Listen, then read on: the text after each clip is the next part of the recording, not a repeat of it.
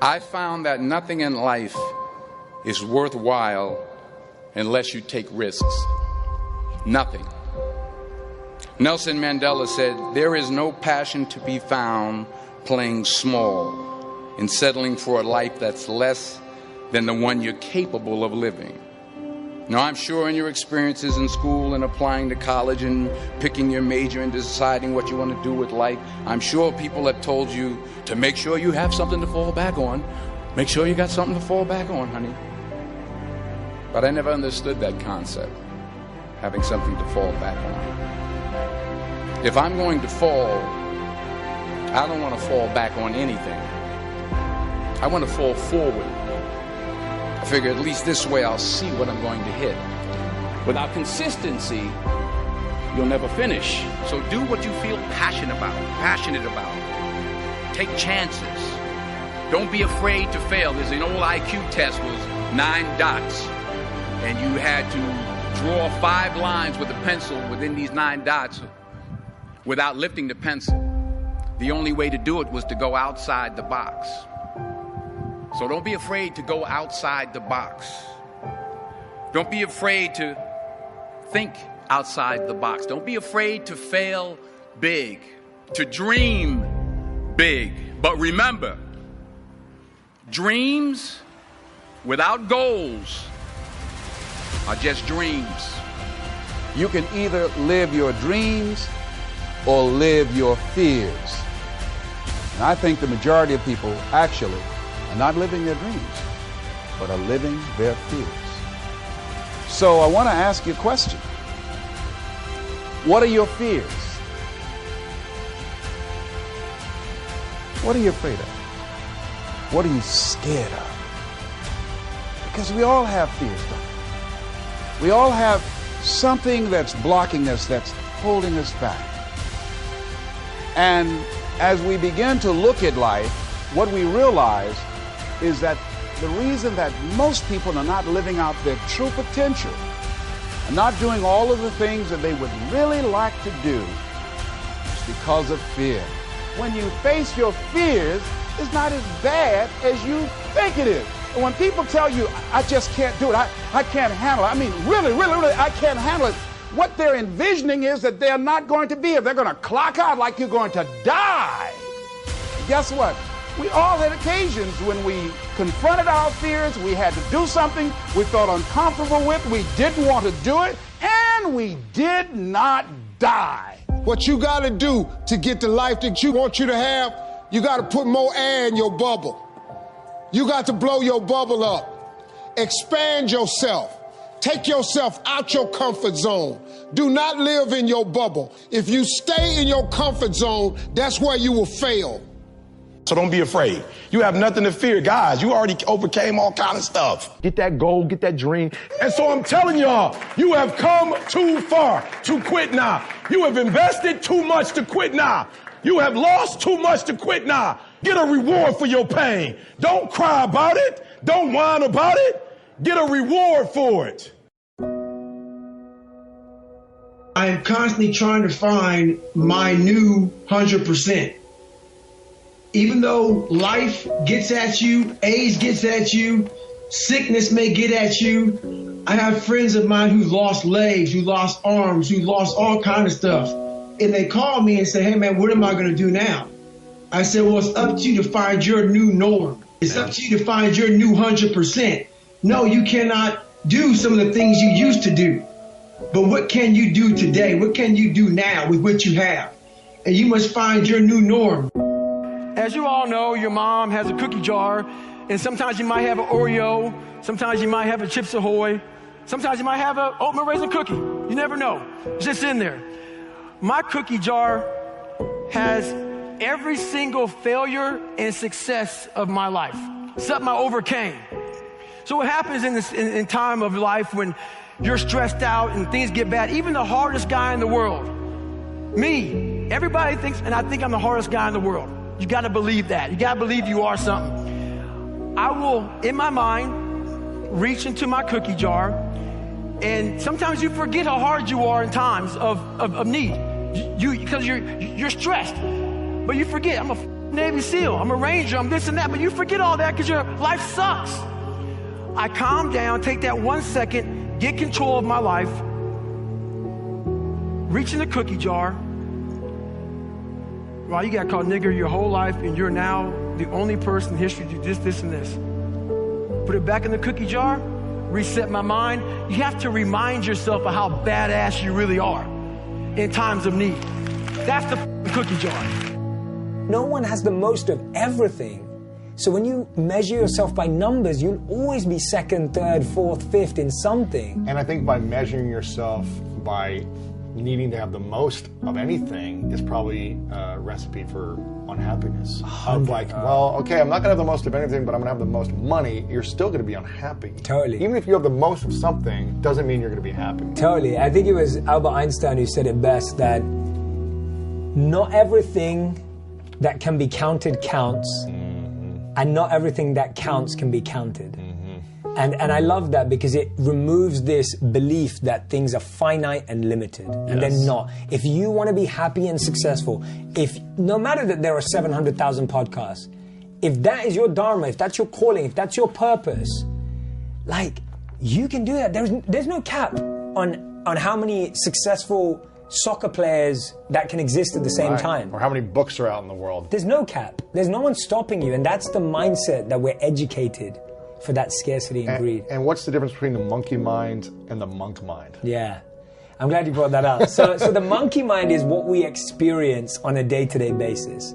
The monkey mind is restless. The monkey mind is jumping from branch to branch. The monkey mind's trying to find a bigger banana. The monkey mind is constantly just like feeling flustered, dissatisfied, scarce, and overthinking everything.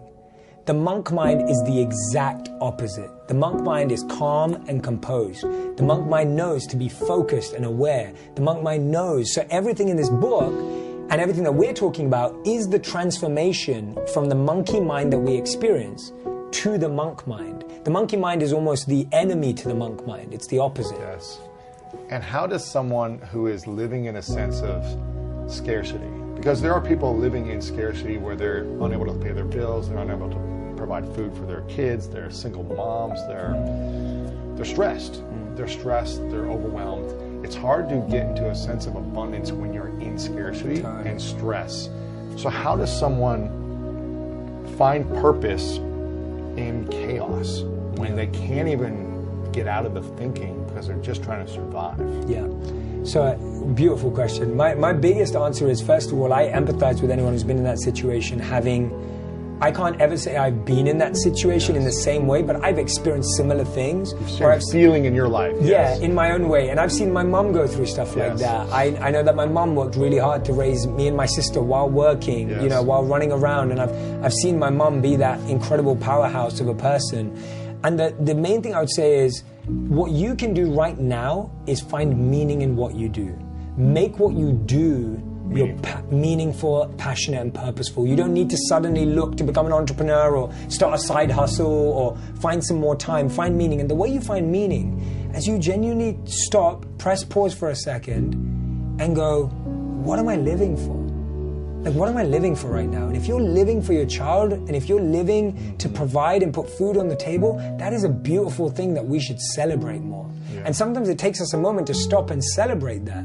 And so I would say find meaning, because you can't always find happiness, you can't always find positivity, but you can always find meaning in that position. So I'll give an example. Like, I lost someone really important to me, a mentor, a few days back.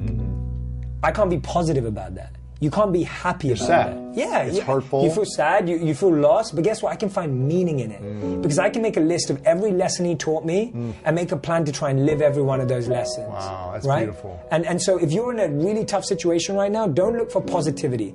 Don't look for happiness. Look for meaning. That's a good one. Not trying to get yourself out of pain too quickly, or discomfort or frustration, which I've been guilty of being like, oh, just be positive or whatever to people. But I think it's like, have your experience, live your experience, and find meaning as quickly as possible, and create a commitment to how you want to use that meaning moving forward. I may not be great tomorrow, maybe not next week, next month, but I'm going to use this meaning to serve other people, to continue to do what I love, continue to be great to my friends, my family in the best way possible.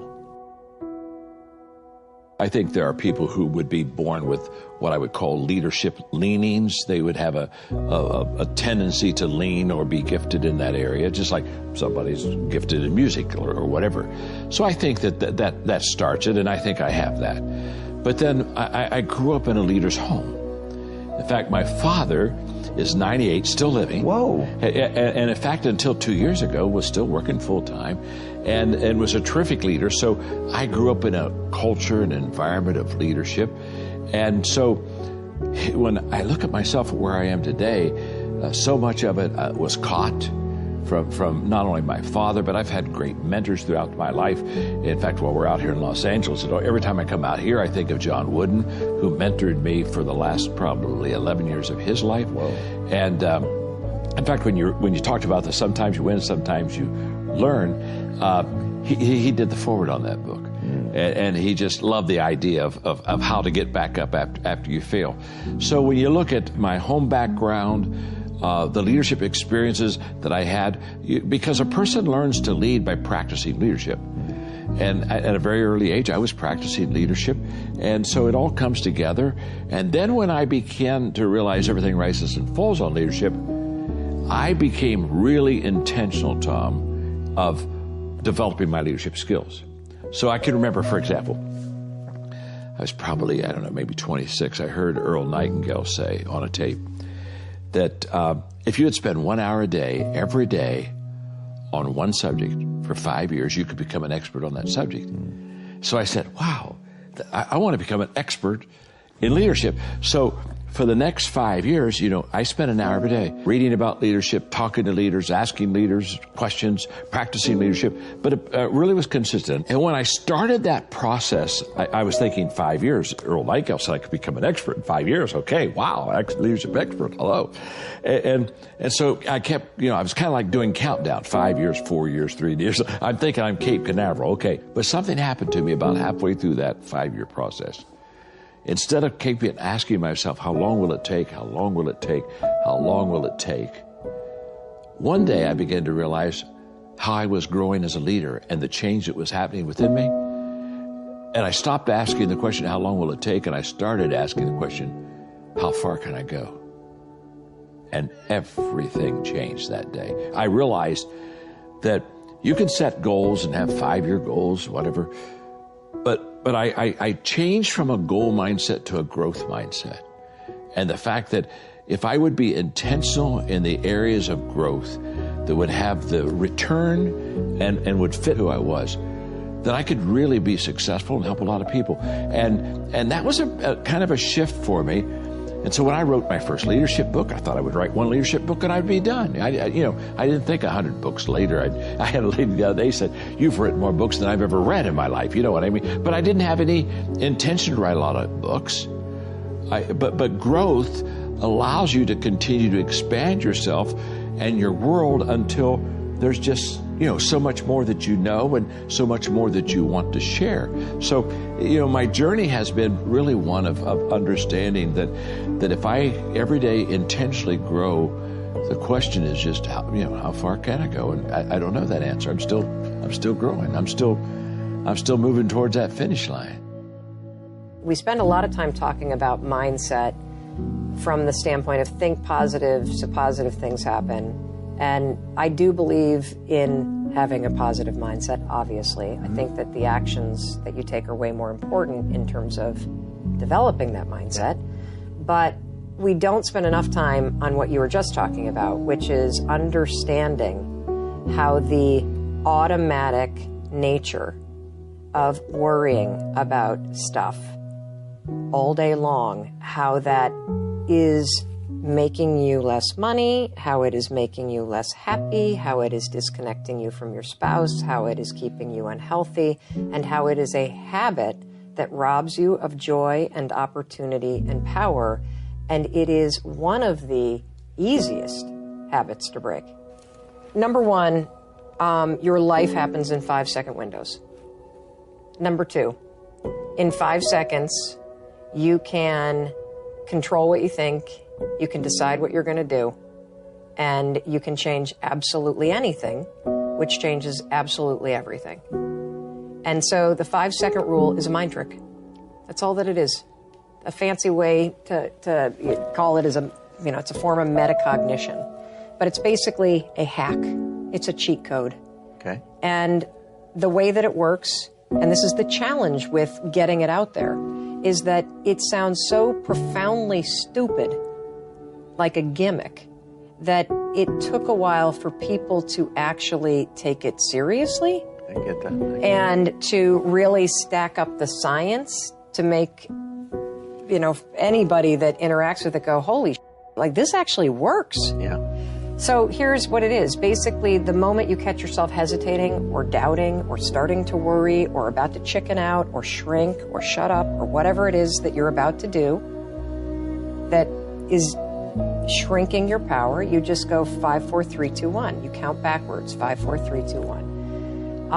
What happens when you do that? Don't do it out loud because it'll scare somebody. Like a psycho and 5, 4, 3, 2, 1. I'm talking. Yes, exactly.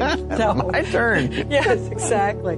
Although I say it's so simple that people this use it with their kids. This is a Saturday Night Live skit in the making, right? Totally. I can see this. I would love that because that means I've really made it. True. Your kids will use it on you. So my kids will use it on me. So if I have a certain tone that comes out, I'll hear my 12-year-old go 5, 4, 3. Watch that tone, Mom. Just or Mom 5, 4, 3, 2, 1. I thought you were going to go to the gym. Yes.